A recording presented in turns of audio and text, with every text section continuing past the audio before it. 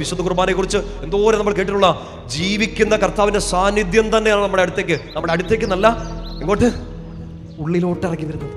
ഈശോയുടെ ശരീരവും രക്തവും സ്വീകരിക്കാം. നമ്മൾ ഇനി വേറെ എന്ത് അടയാളമാണ് കർത്താവോട് ചോദിക്കേണ്ടത്? കർത്താവെ അടയാളം കാണിക്കും, കർത്താവെ പ്രവർത്തിക്കും, നീ ഇവിടെ തന്നെ ഉണ്ടോ? വിശുദ്ധ കുർബാനയിൽ വിശ്വസിക്കുക. അത് വിശ്വസിക്കാതിരിക്കുന്നതാണ് ഈ നാടിനും ഈ ദേശത്തിനും നമ്മുടെ കൂട്ടായ്മകൾക്കും പറ്റിയ ഏറ്റവും വലിയ അപജയം. ഇത്രയും കർത്താവ് അടുത്തിറങ്ങി വന്നിട്ട് നിയമാവർത്തനം 4:7 മുമ്പേ നമ്മൾ പറഞ്ഞു, ദൈവം ഇത്ര അടുത്തിറങ്ങി വന്ന് ഇങ്ങനെ ഒരു ശ്രേഷ്ഠ ജനതയാക്കി നമ്മളെ മാറ്റിയിട്ടും എന്നിട്ടും നമ്മൾ ആ ബലിപീഠത്തോട് ചേർന്ന് നിൽക്കുന്നില്ല. ഒരു സൈഡ് ബിസിനസ് ആയിട്ട് ഒരു ചുമ്മാ ഏതോ ഒരു പ്രാർത്ഥന രീതി പോലെ വിശുദ്ധ കുർബാനയെ മാറ്റി നിർത്തുന്ന ഒരു ജനം പൊള്ളൽ അനുഭവിക്കേണ്ടി വരും. പറഞ്ഞേ ഹല്ലേലൂയാ, ശക്തമായി ഹല്ലേലൂയാ.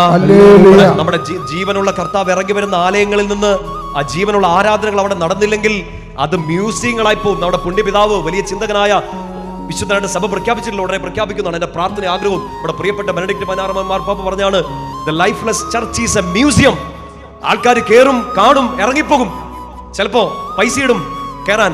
നമ്മളതിനെ സംഭാവന എന്നോ സ്തോത്ര കാഴ്ചെന്നോ ദശാംശം എന്നൊക്കെ വിളിക്കേണ്ടി വരുമെന്ന് പാപ്പ ഇങ്ങനെ ഒരു കാലത്തിന് അതീതമായ ഒരു പ്രവചനം പോലെ പറയുകയാണ്.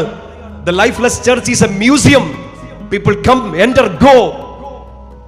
ജീവനില്ലാത്ത ദേവാലയം മ്യൂസിയം പോലെയാണ്. ആളുകൾ വരും, കേറും, കാണും, ഇറങ്ങിപ്പോകും. നമ്മുടെ പള്ളികൾ, നമ്മുടെ ആരാധനാലയങ്ങൾ പലപ്പോഴും വിശുദ്ധ കുർബാനയ്ക്ക് പ്രാധാന്യം കൊടുത്തില്ലെങ്കിൽ അത് വെറും ഒരു കാഴ്ച സ്ഥലം പോലെ, ഒരു മ്യൂസിയം പോലെ ജീവനില്ലാത്ത കെട്ടിടങ്ങളായിട്ട് മാറും. പാപ്പയുടെ ഒരു വാണിംഗ് ആണ്. പറഞ്ഞേ ഹല്ലേലൂയാ.